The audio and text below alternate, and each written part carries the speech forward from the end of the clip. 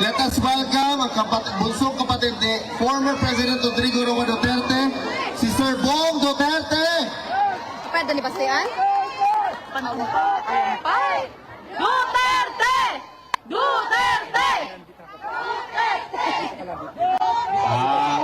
Magandang tanghali po sa lahat. Maragpatpado na. Dahil nandito na po si VP Sara, Uwi na siya. ako naman ay tapos na ang tour of duty ko.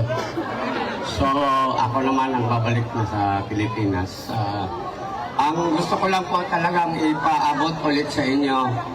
Maraming salamat po sa andayong suporta ninyo kay PRRD. Masaya po siya kung kami ay nagbibisita ako sa detention cell niya.